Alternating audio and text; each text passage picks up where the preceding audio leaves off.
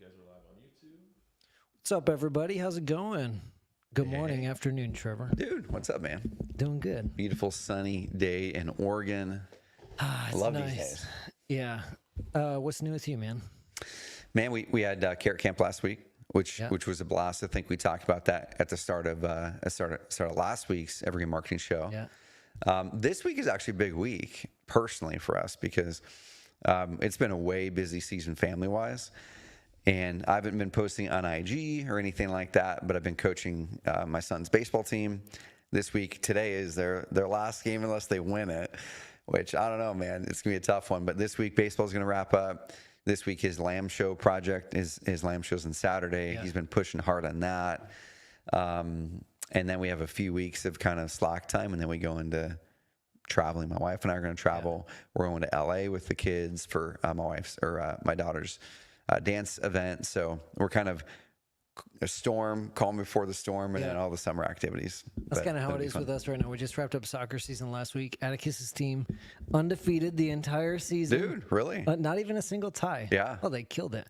Undefeated the whole season. So we wrapped up soccer at Carrot Camp, and we're getting ready for a little bit of summer travel, some vacations, and dude. So soccer, complete tangent here. I've never researched soccer enough, but I do not understand the concept of a tie being actually something that is in a team's record. Isn't that weird? Coming from being a baseball guy or basketball or football. Same, hockey. I'm like, oh my gosh, there's no ties. There's no ties. So how can you actually have a tie? Yeah. But anyway. In hockey, I grew up playing hocky, and it's like you got to do a shootout if there's a tie. Exactly. You don't accept a tie. There's no ties. It's so frustrating at the end of the game. You're like, what do we do now? Everybody's just okay with not winning? Exactly, Someone's got to win. 100%. Dude, I'm not okay with somebody not winning. No, I'd rather have the other people win than nobody win. I am with you, man. Well, dude, we're a couple months into the Evergreen Marketing Show, and guys and gals, if you're watching this on YouTube or the live stream here on Facebook, and we're going to go into actually recording the podcast version this year in a second, but we're really on a journey to help everyone change the way they think about marketing. So when we dive into these topics together every single Thursday, it's not just, hey, let's kind of give you this tactical thing to go do. That's part of it. But we really want you to wrap your brain around, how do I think about marketing completely differently? Not give you a couple marketing tactics, right? And that's why we adjusted the full brand of this podcast to Evergreen Marketing. It's completely shifting the way we think about marketing.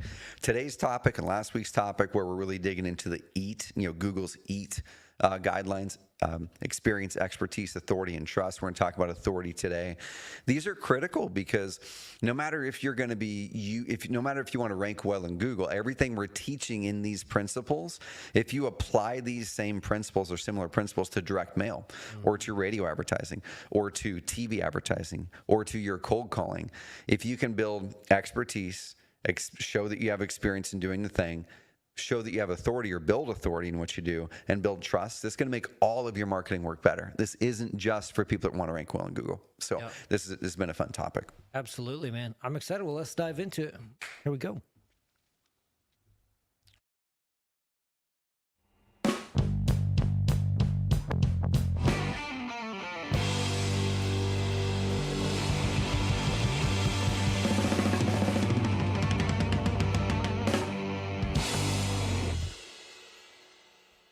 What does it mean to be an authority in Google's eyes? This is part 2 of a neat little 3-part series we're doing all about Google's EAT: expertise, experience, authority, and trust.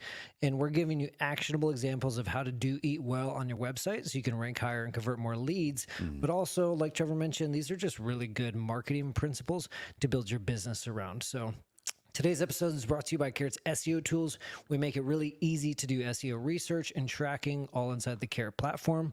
That being said, let's get into it. We're going to give you some actionable examples, we'll define authority, what that means, and talk a little bit about the Google leak that just happened. The Google leak, yeah. The Google leak. Yep. Google's leaking. That's not good. It is good, actually. It's great for all of us. Dude, it is. And one thing I want to kind of toss out to the audience here, whether you're listening to this live or recorded in the podcast or on YouTube, there's the question, how important is EAT when it comes to ranking in Google, right? Yeah. There's one camp which it's not important at all. Don't pay attention to it. There's the other camp where it's everything.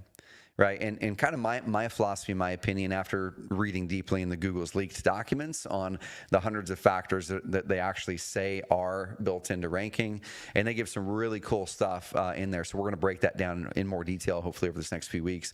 But when we look at that, my belief from looking at everything is actually EAT as a whole, those things are very important to ranking in Google. But not just that, they're very important to actually just running a better business. Yep. Okay. So this isn't something I feel that you should just set to the side and say, hey, I'm just going to keep building 1,000 backlinks and that's going to take care of everything. Or, hey, I'm going to launch a site and not touch it, and this EAT stuff isn't important. We've been talking about the topics within EAT since 2017 here at Carrot. This is not new. I remember the very first time I did a presentation at Investor Fuel, the mastermind. Yeah. The very first presentation I did in front of about 80 of the top investors in the country was about building trust and credibility where no one was in the market at that time.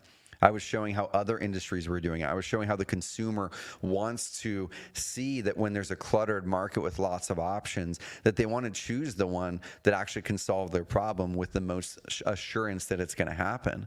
And that those that would step ahead and build that trust and build that credibility through being an authority and through showing your expertise and experience, right? That they're the ones who are going to win. The cool thing is when you do business right, that works for every marketing channel, including, that's the reason Google's going in that direction heavily. Okay, even in that leaked document, they did not say, hey, these things don't matter. Actually, when you go in that leaked document, the things we've been talking about in this whole EAT series are actually crazy important. Mm-hmm. But the challenge is people are going to go, well, what's the 10-point formula, Trevor? If I do these 10 things, my ranking is going to get better. That's the tricky thing. Is Google in their leaked document and in their EAT guidelines, it doesn't say, it specifically says, hey, EAT is not a ranking factor by itself, right? What EAT does is it actually drives user signals. And once again, we've been talking about user signals since 2015 at Carrot. That's not a new topic. It's been around since the start of the internet and people wanting to drive marketing. User signals are basically, you can't really gain user signals. Right, you can't gain user signals. So if you drive a bunch of backlinks, you might be able to game Google and game your website authority, which we're going to talk about in here, to get a ranking quicker. But what you can't game is once someone engages in your brand or engages in your website or engages in your offline marketing, you can't game the way that someone interacts with that. Are they going to engage in the content? Are they going to engage in the website? Are they going to click through?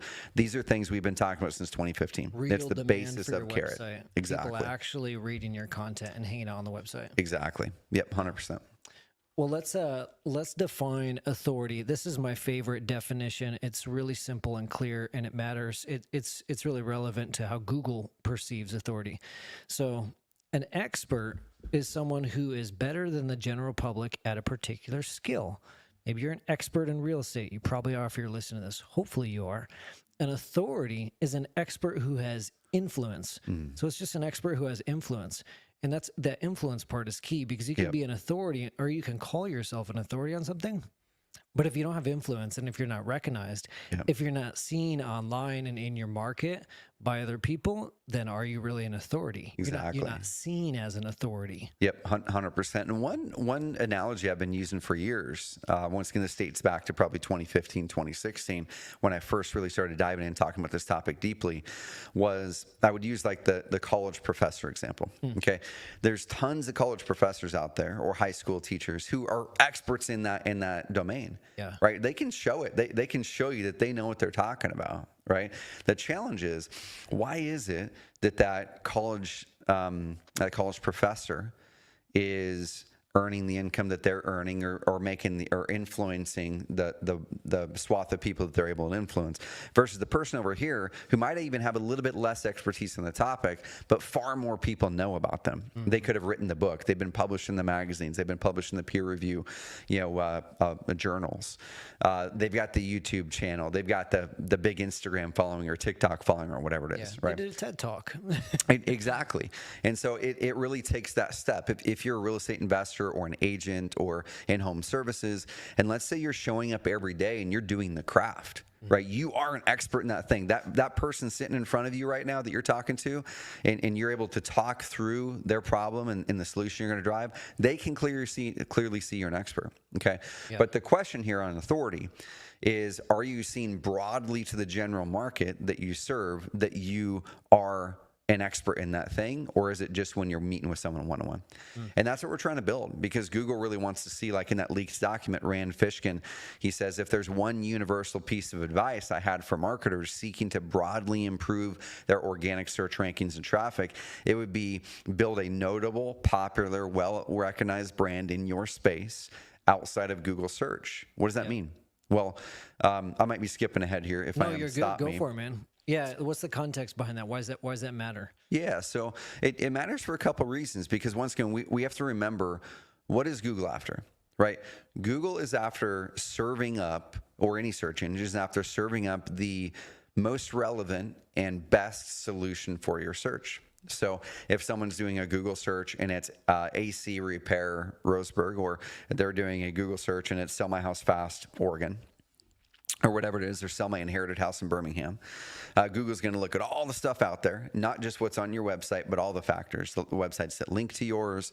Are people doing brand search? Are they searching your brand? If so, that tells Google, hey, a good number of people are actually searching for this brand online. I'm going to show you a tool within Carrot that will show you whether you're getting brand search or not. It's really quick and simple. Yeah. But Google looks at it and says, if there's people doing brand search on this company consistently, it means that they know about them somehow. Like they knew about this brand before they hit the Google search, which means that you're doing something to do outreach to build enough trust, enough recognition of your brand that people want to go find you. Yeah. And Google feels that that's a good thing, that they say, hey, they have some level of authority. Because if they didn't have authority, no one would know about them enough to go to the internet and search for them. The company wasn't purely good at SEO. There's demand outside, which is what Rand Fishkin is saying. It's like, it's not just about the SEO, it's about being an authority. Exactly. That real demand. So I'm going to share my screen really quick. And here's a really quick, simple thing you guys can do if you're a Carrot member and you have the SEO tools. So if you don't have the SEO tools, guys, add on the SEO tools. It's probably the highest ROI tool outside of our websites that you can get within the Carrot ecosystem, under $30 a month for our standard SEO tools. But if you go to the Keyword Explorer, and you click Keyword Explorer, and then under the new search, or under the search box, you'll essentially put in your domain name. Okay, and you can even do this with your competitors, which is really cool. But I like to put in my domain name, so we're putting this one in here from one of our clients, Jeremy, who crushes it. It's a multi-million-dollar a year business, crushes it with Carrot. And then it's going to give you a list of keywords there on the left that are the ones that it picks up, that our tool picks up, that are the keywords people are typing into Google to find you organically. Okay, This doesn't include if people land on your site from a social media link or an ad. This just, they did a Google search and landed on your site. Okay, so what you want to look for is usually towards the top. If you're getting good brand search, it's going to have your company name in there. Okay, so in this example here, the name of this company is Myrtle Beach Home Buyers. Okay, so you're gonna want to find and see that your company name is getting good search there. So this one here, Myrtle Beach Home Buyers, is the #1 organic keyword that people are coming to this website for. This #2 organic keyword is actually one that isn't searching for their company name, but it's a keyword that a seller might type in if they're looking to sell. It's your We Buy Houses in Myrtle Beach. Okay, so the Myrtle Beach Home Buyers is 37% of their organic traffic. What does that tell me? That tells me that there's an extremely high likelihood that they're doing marketing outside of Carrot, probably offline, that is driving this brand search. And I know for a fact that Jeremy does TV advertising. Yep. He's running TV. He's doing direct mail. He's, I think, radio at one point, but they're running a few different marketing channels. Yep, exactly. And so if we were to pull up another one here, this is an example we use sometimes with a client out of Louisville, Kentucky, Simply Sold. We go here, the majority of their traffic actually comes from organic searches. Sell My House Fast Louisville. That's where a big chunk of their traffic comes from. Their #3 one in here is Simply Sold, which means about 10% of their organic traffic is coming from Well, actually, they've got Simply Sold up there 2 or 3 times, right? Simply Sold reviews, Simply Sold. So about 15% of their traffic, according to our tool, is coming from brand search. And that's fine. Yeah. Like our aim is not to say 50% of your traffic is coming from brand search, because if the vast majority is coming from brand search, it means you're probably not really doing enough marketing online with your organic search to go after people who don't know about you yet. Yeah. So I want to try to see, I want to see 10, 15, 20%, 30% of your traffic coming from brand search, potentially. Yeah. That's good. That's good, man. So besides brand search, creating brand recognition, some of the other things, one of the things we have on the list is reputation. So Google wants to see that you have a reputation. And, Shar and I were talking about before we went live today, it's like, there's so much overlap in EAT. And so if we sound redundant, there's a lot of overlap in these things. And so we're going to keep hammering them in, but we're hammering them in because they really matter. So one of the things in the authority bucket is reviews. You want to see your reviews growing consistently. One thing I would say on this is, like, if you're not getting reviews, just create like a simple checklist or standard process. Like when you go to an appointment, pull out your cell phone, get a quick testimonial with the seller, and have the link for your Google business profile ready to text them, or even have a phone ready and say, hey, would you mind leaving me a review, and hand them your phone and have them leave you a review. It's not that hard. But and Google wants to see that there's some level of consistency there, right? Not that you built 20 reviews a year ago, but there's nothing new happening. Ideally, they want to see some reviews being added over time. Now, it doesn't mean 10 a month have to happen, or 50 a month, or you get 90 one month because you really focus on it, but then none for 8 months. They just want to see that there's some consistency and people are talking about you online in a positive way. Yeah, exactly. And even as a user, like, I don't know about you, Trevor, but when I go look at someone's reviews, like, that's the second place my eye is going. I'm going, like, what's the title of the review?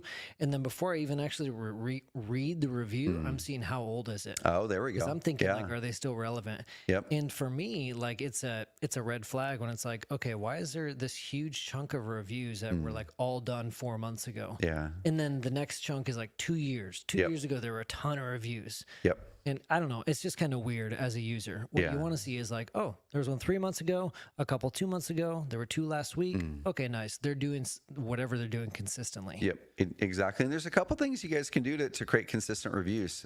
Inside of our Epic program, we have a system. I think it's called the Customer Review Machine or something like that. And Eric, one of our clients, Rapid Fire Home Buyers, they buy about 30 houses a month.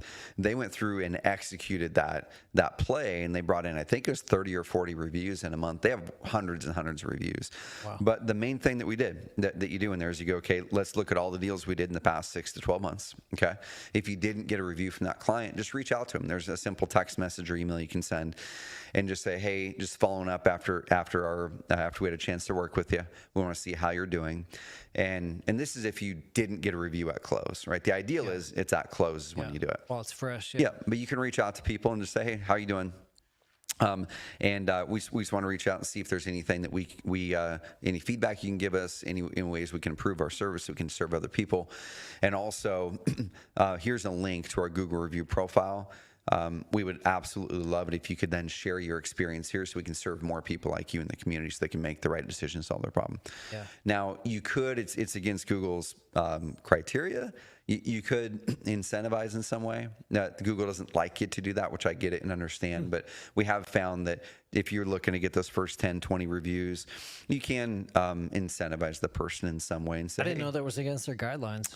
Yeah, technically it is. Like, they don't want you to pay someone to give a positive review, which makes complete sense. Yeah.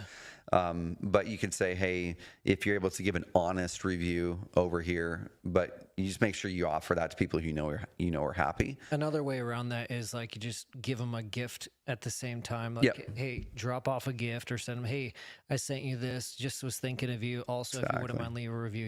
You've already done the thing. You're just doing well by them, and then asking for a review. Exactly. Ideally, it's at the closing table, right? So either you, if you're showing up to the deals or the transactions, or if you're in home services, you're there after you've completed it and they're happy. there's a series of questions you can walk through. We have the questions on our podcast where it's like, hey, cool, I just want to get some feedback from you. What can we improve on? What was good? What was bad? What were the challenges you were having before you started working with us? What other options did you look at? Why did you end up choosing us? Was there anything that you were kind of nervous about? How did we do for you? What do you feel like now? You're taking them on a whole journey. And then you go, cool, would you mind if I just recorded that really quick on video? It'd really help other people to be able to make a confident decision. And then you say, amazing, this is going to help so many people. Can you just leave a review here? Yeah. Those are good questions, man. It's like I see so many. So I want to congratulate the people who do get videos of testimonials at the closing table, because that's huge. You've already done more than 8 or 9 out of 10 other investors. But a lot of the videos I see, someone's just like, tell us about your experience. And then you get this kind of awkward, stale, like, well, they did what they said they were going to do, and they did a good job. And people just clam up. But if you make it natural, make it human, and look at them instead of looking at the camera, that's key too. Just have a conversation with them and just tell them, hey, ignore the camera. Just talk to me. Love it. One of my favorite questions is, tell us how it went versus what you expected. Exactly. I think you told me that a while back. We do that at Carrot Camp. When after people come through Carrot Camp, like, hey, how was Carrot Camp versus what you thought it was going to be? Because you're digging into objections at that point. Like, well, I was skeptical. I didn't know if it was going to be a scam. I was kind of worried I was going to get lowballed, and then and that's all. Yeah, it's all the objections, all the questions in seller's mind, and it's super powerful. Exactly. And putting that out there to the world, like going back to authority, right? Putting that out there to the world now enables more people to see your message. To be able to show that you have expertise in it, to then build trust that you can do that for them as well. And now you can take that testimonial or that review from Google or from the video, get it onto YouTube, get it onto social media, put it into a Facebook ad so people can see it. All of those things are going to help to build that authority profile overall. Yeah. Awesome, man. Well, let's get into some more media examples here. Another thing is backlinks. We won't spend too much time on this. We've talked a lot about backlinks in past episodes. Any thoughts on backlinks before we move on, Trevor? Dude, biggest thing about backlinks, I'm gonna share my screen here again, is people might ask the question, well, like, how do I know if I'm seen as an authority in Google's eyes, right? And there are debates out there on the importance of backlinks, right? I've heard debates even in this industry of they're not important at all versus they're everything. And my opinion from experience and research is that it's somewhere in the middle, right? I don't feel that people should be buying a bunch of backlinks and driving 1,000, 2,000, 3,000 backlinks and thinking that's the key, because Google can clearly see, especially from the quality of those links, whether you're trying to game the system, and you might get a short-term win, right? You might get a win for 3 months or 6 months or 12 months or 2 years maybe. But Google's going to catch on to it eventually, and it's probably going to harm the site long-term. And then on the flip side of it is, if you don't focus on backlinks at all and you just focus on on-page, which on-page is the most important for sure, but if you don't do backlinks at all, Google has specifically said, and in this linked document too, or the leaked document as well that came out, that even though Google says backlinks have been less important in their public-facing thing, what actually shows when you research what is actually ranking high in Google and what their leaked document showed is that backlinks are still very important. Yeah. And one way to check it out is you go inside the SEO tools within Carrot, and I'll show the screen here. And you've got to have this add-on, or you have to have our Legacy Advanced Marketer plan. You go to the SEO tab and go to Domain Overview. And you're going to see this thing called Authority Score here. Okay. Authority Score is something that we grab from a tool called SEMrush, which is one of the industry standard kind of SEO data tools out there. And it takes that backlink profile and some other factors and says, what is the quality of the links coming to this website and a bunch of other factors. And they say, well, this is what we feel is the authority score of this. Yeah. Now, this is not Google saying this. This is the tools out there like Ahrefs or SEMrush taking their criteria that they feel is what Google's looking at and says, here's what we feel the authority score on this is. What I want to aim for is, like, you really do want to get over a 10. Okay, this website I'm showing on the screen, their authority score shows a 12. Now, if you look at some of the biggest national sites that are out there, like ones that are ranking all over America in a bunch of cities, you're going to see that their authority score is usually over a 20. Okay. Now, if you're in a small town and you are go in a not very competitive area and you nailed your on-page optimization, you got the credibility and your expertise, authority, you got your keywords set right, like we taught in the first few episodes of the Evergreen Marketing Show, you could probably have an Escorty Thor sub 10 and very few backlinks and crush it. Okay. So definitely don't think, y'all, that we need hundreds of backlinks. I would much rather have 30, 40, 50 amazing high quality links that are from my local newspaper because I got called out in press, and it's from the local Chamber of Commerce because I'm joined in that. It's from an article that I was called out on from Harrow because I got mentioned in there. Well, that's the thing, like to oversimplify, like the argument of, oh, I don't need any backlinks, like to oversimplify and to humanize it. Like if you don't have any backlinks, nobody's talking about you. It'd be weird if you existed as a business and no other businesses ever said anything about you or ever worked with you. So it's weird in Google's eyes if nobody's ever talked about you. 100%. And if you kind of take this offline, like that example you're using, and this may not be the best example, but I think it draws a parallel. If you're a local business, like fully local business, right? And you were to ask around to your friends or people or whatever, post on social, hey, what's the best XYZ business in Roseburg? Okay. If you get nobody referring your business, then that's people not voting for your business and saying, hey, I've used it, or I trust this one, you should go check them out. Okay. That's almost like an offline backlink. It's, no, I'm voting for this business for you to go check out.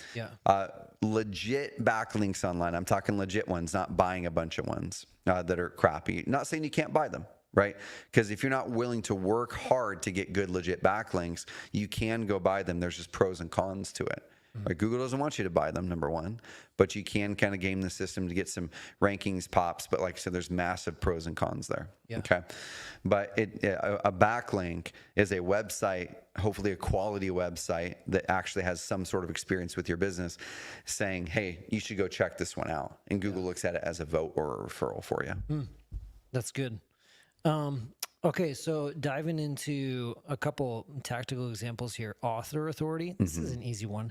Update your author bio and your carrot site. This is super easy. All you got to do is go into your profile, go into your settings, and update your author bio, and make sure to put in some of the experience, expertise you have. If you have any credentials, if you're involved in any other organizations, you can mention that. Obviously, how many years of experience do you have? Those are a few things to put in your author bio. I'll see if I can find it towards the end of the podcast, but I think I have a good prompt. I do have a good prompt for writing an author bio. So I'll share that in a little bit here. Another one is just do a little bit of PR and get recognized. Google wants to see you, and this is kind of along the same lines of backlinks, but Google wants to see you being recognized by other businesses. One good example of this, somebody who does this really well in our industry, is Laurel Bias Houses. I'm going to share my screen real quick and show you guys an example of this, and I'll talk through it for the podcast listeners. So if I go to Laurel Bias Houses and I go to their about page, I scroll down, they do a lot of flips in the Sacramento area, and they put a lot of care and attention to detail on their flips. And so they also do them in historic districts, and they've actually got mentioned just by doing really good jobs on their flips. One of their houses was featured in HGTV House Hunters. So HGTV mentioned them. They have another mention from the Sacramento Bee local newspaper, another magazine, and then you have Sacramento Business Journal, and then there's more. So like all these different call-outs just from them doing really good work and in being involved in their community. Other businesses and journals are mentioning them, and then in Google's eyes, they're seen, recognized as an authority. That's a really simple one. Yeah. Any other thoughts on PR getting recognized? Any other thoughts, Trevor? Yeah, I mean, there's all kinds of things you can do. I mean, the biggest thing for me, Brady, is like I'm going to go up 5 levels for people because I think I want to challenge people who are listening to this podcast, okay, or watching the video. I want to challenge you to say, I'm building this business not just as this quick churn opportunity to make a few bucks. Yeah. Right. When people think about their business as a way to quick churn, I'm trying to hammer a few bucks in there, and I'm gonna I don't really care about the customer as much as the deal. Which there are people in this industry that are like that, both agents, investors. There's businesses like that. When we tend to focus on not truly building a real business, that's when we'll ignore the advice that you just gave. I'm not going to put the work in to go out there and be involved in my community. I'm not going to put the work in to go out there and serve my community with my business. Okay. The second we start to treat this as a real business, and we say, okay, now I'm in this for a while. I'm in this for the long term. I'm truly serving the client. I want to use this to truly have a mission and a purpose to serve the community and drive a purpose forward versus just profits. Then we start to think about business differently, and it's not a tactic to go out there and get press make my website rank higher. Yeah. It's a part of the fabric of how we do business, because we say this business is to provide freedom for me and those around me, and to make an impact, freedom and impact. Yeah. What's the impact you want to make, and how do we be intentional taking that business and actually making that darn impact? When you do something special like that, and then you tell people about it, they want to write about you. They want to invite you into things like that. And eventually pays off. Exactly. So I can imagine, like, as a real estate investor, let's say as an example, you could reach out to the local newspaper. And I did this for 2 or 3 years here locally, where I had a monthly column about entrepreneurship. You can reach out to them and pitch a hook that says, hey, I'd love to, there's a lot changed in the real estate market. I'd love to pitch a monthly column that's the whatever real estate corner. And I'm going to write 400 words every month on a story or something that's relevant to the community broadly about real estate. And you could explain a story, you could explain a strategy. And I think if you were consistently doing that once a month, it'd take you an hour or two once a month, and you had a good pitch to that newspaper, odds are you may actually get it. Yeah. And like I said, that's what I did here for 2 years. And I got a lot of people that came to me and saw me as an authority on entrepreneurship. People literally I had this one gal, she ran a local business. I met her like a year or two later, ended up being the mother of a person I had befriended. And she said, Trevor, I got to tell you, I took this article that you had wrote a year ago called A Great Day for Clouds. It was about a story with my oldest daughter. Yeah. And she said, I pinned that literally in our break room at our restaurants, and told all my employees, I want you guys reading this, because it helped them shift their mindset. And she kept remembering that. That's not because of a tactic. I wasn't saying I'm trying to get press. Yeah. I was saying the fabric of my business and the impact I want to make is I want to help people transition the way they think about entrepreneurship.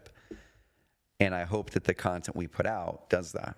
Yeah. And it did. And it happened to get me press. Yeah. So that's the thing I want to challenge y'all on, guys, because I think a lot of people are looking for the next tactic. Tactics are short-lived, because you're always going to find a new tactic. But if you truly build that business where it's strategic, it's got a vision behind it, people believe in that stuff and they want to write up on that stuff. Yeah. That's awesome, man. That's good stuff. And you got a free backlink from the newspaper. Exactly. Every month. Because it was always in the bio at the bottom. Right. Every single month. Yeah. I say that jokingly, but it's real. You're creating brand search in the newspaper. 100%. I got one more example I want to share for you guys, and then we'll begin to wrap it up here and start taking questions. If you're watching with us live, put any questions in the comments. And if you're listening to this podcast after the fact, join us in the Facebook group every week. We go live Thursdays at 11. Unless we're doing Carrot Summit, which is coming up 2 weeks. It's coming up, dude. Fast. Summit.carrot.com. Shameless plug. Okay. Last tactical example of how to do EAT in your website. Case studies. We talked about this last week, but I couldn't find an example. So let me share my screen, because I found House Heroes out of Florida. They're a Carrot member. They're crushing it. And before we went live, I just Googled "We Buy Houses" case studies just to see who's popping up. And House Heroes popped up. And this is on their homepage. They have 4 different sections for 4 different properties. And it's really simple. All they have is a picture of the property of the house. And then for the heading, probably like an H4 tag or something, if I had to guess, they've got the address. So 3815 Lambert, and then 1 paragraph describing the situation. And it's this 3-bedroom house was inherited via probate. The owner lived out of state. So he's describing the problem. They had squatters and needed these repairs, and he's listing off all the repairs. And so it's causing people on the website to go, oh my gosh, that's my exact house. So he's taking those different situations. So it's got a paragraph on it, and this is on their homepage. which I actually found this page it was on one of their location pages. So they must have used their auto location tool because it was for a location. Anyways, you click on that and it goes to a video that they did about the property. And so a little walkthrough video, and then you scroll past that video and they have links and buttons out to, do you want to see more testimonials? Do you want to see the next case study or get my cash offer? And so this is what Google wants to see. They've done case studies on specific properties. They've described them. They could probably do a little bit more on the SEO front. Like they should be taking this video, doing a video post and having written text below it to pair with it. That would definitely help for SEO, and they could go further. But they've already done quite a bit. And in Google's eyes, they're an authority because they've actually done deals. They've done the business. They're documenting those case studies. So that's super powerful for conversion too. But anyways, just want to share that with you guys. If you're not doing case studies, there's some low-hanging fruit because not very many people at all are doing case studies like this. Yep. But that's all we got for authority in EAT. Next week, we're talking about trust to kind of wrap it all up. But if you got any questions, put them in the comments. Any closing thoughts, Trevor? Dude, I'm just going to go back to where I started the podcast, right? That what we're teaching, I want everyone to come out of the tactical mindset here. We're teaching tactics, and throughout the Evergreen Marketing Show, we want to teach tactics. Like we want to have it be every episode give you something simple to go execute. Yep. Every episode, something simple to go execute that takes you 5 or 10 minutes, right? That's our aim. But in order to see how it all fits together, we need to come up out of that for a moment to think about strategic thinking and vision. Yeah. And when we're thinking about this is not just an SEO thing. This is a conversion thing. It's going to make your website convert better. It's a offline marketing improvement thing. Yep. It's a full different way to think about your whole business as it relates to making your marketing more effective. Okay. So buy into vision and strategy changes, y'all, on changing the way you think about your business and marketing, and then implement these tactics. But if we're always on the tactical train, giving the next tactic, you're going to feel overwhelmed, and you're probably going to be in the exact same spot in 8 months as you are today because you're just executing the next tactic instead of literally changing the way you think about all your marketing together. Yeah. Awesome. All right. Well, everyone, thanks for watching. If you got value out of this, if you enjoyed it, leave us a review on Apple Podcasts. If you're watching on YouTube, hit subscribe, share it with a friend. We'd appreciate the share. But other than that, we will see y'all next week. Yep. Dive into Q&A. See you guys next week.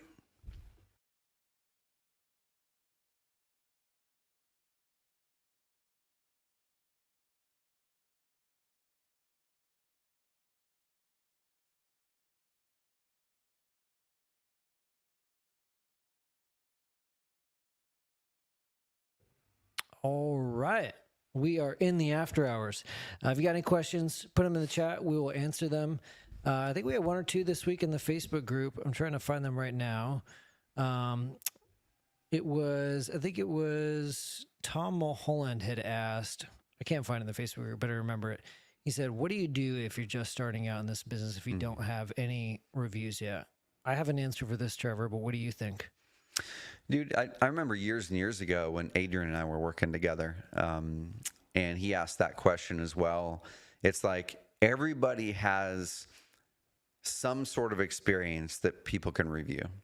If you don't have experience in doing the deals that you're trying to do in real estate, then don't make something up. Don't lie. Yeah. That's the number one rule is don't lie about it. Okay. Don't fake it till you make it. Yeah. I do not like that advice of faking it till you make it. I think you should be honest and build trust with people. But the next thing is if you haven't done a deal yet, there's something about you that people that you know, whether it's a colleague or a banker, or your insurance person or your boss or your mom or grandma, like it doesn't matter. The people can actually attest to your character. Yeah. Right. Your banker can say, hey, I've worked with Johnny. I've been Johnny's banker for 10 years and I've really admired his blah, insert whatever character trait.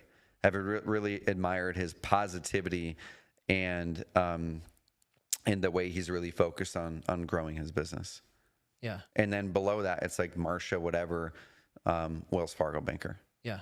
I mean, that's going to bring some sort of weight, or it could be your boss. And it's like one of the people that I hold with the highest regard of integrity is Johnny. Yeah. And it's, Mark, whatever, CEO of X. There's those little things like that. Yeah. So based around trust, around work ethic, around follow through, things like that could be helpful. Bosses are a good one. It was interesting. We had a carry camper sharing last week at Carry Camp how, where he gets private money from, where he goes for private lending. It's like your boss, you worked for them for years. They know you, they trust you. If you did a good job, hopefully, then go to them. So yeah, that's a good one. Yep, exactly. And another thing people can do on that too is going back to what we just finished recording is do case studies.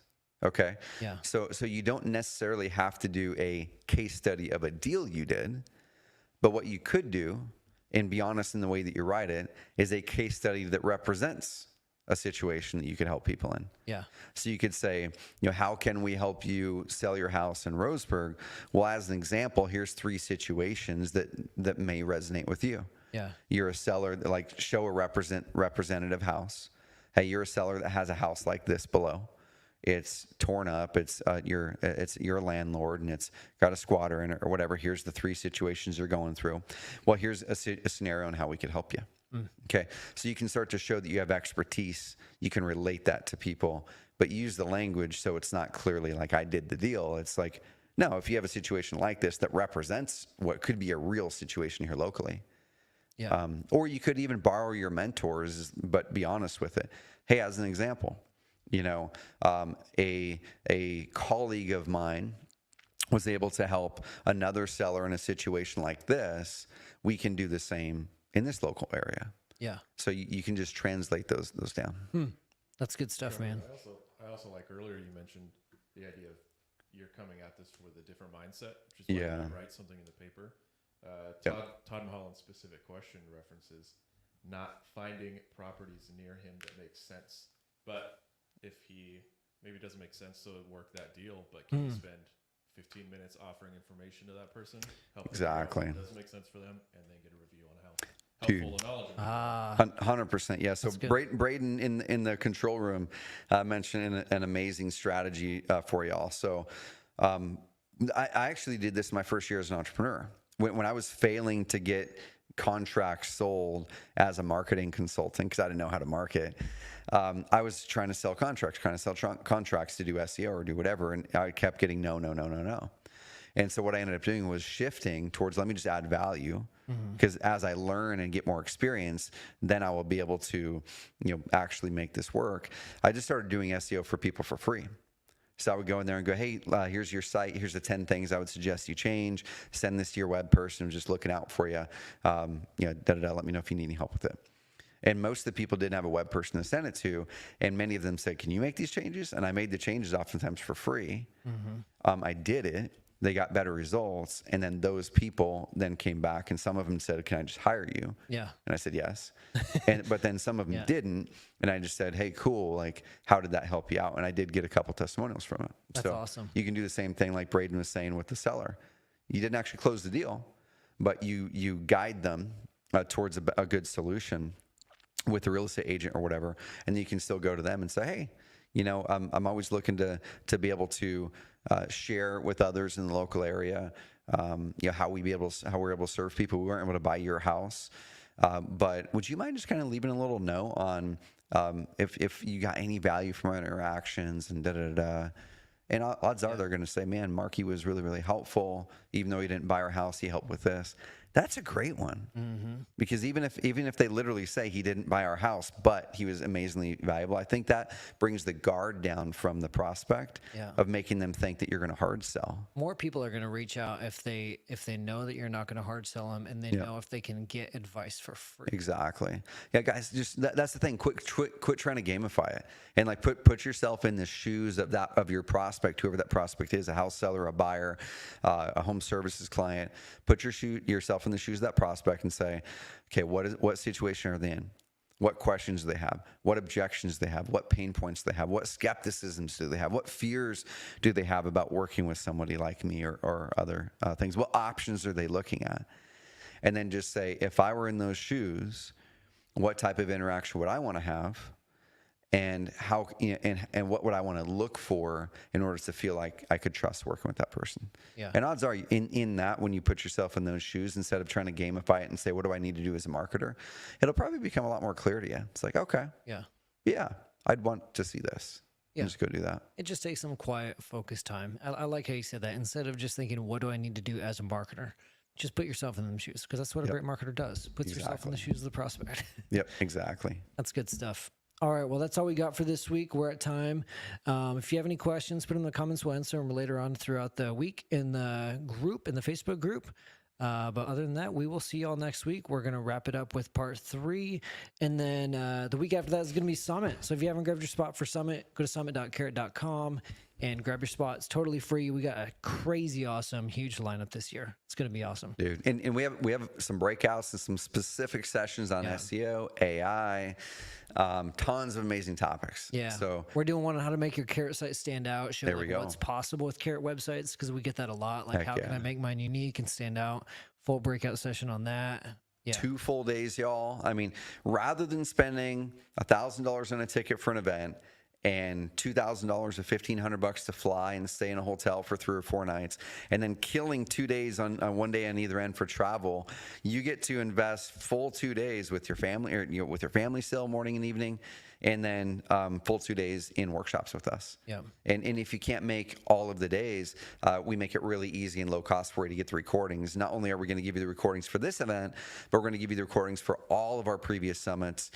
And if you're not a Carrot member yet, when you get the recordings for under $100, you're also going to get your first month of Carrot at our base level for free. And if you're already a Carrot member, to reward you and you grab those recordings, we're going to give you a gift as well. Go check it out, and I think you're going to really enjoy that gift. And that's going to enable you to engage further and more deeply with the Carrot tool set. Sweet. That's awesome. Well, we will see y'all next week, and hopefully we'll see you at the summit too. Thanks for tuning in. Cool. Awesome, y'all. See ya.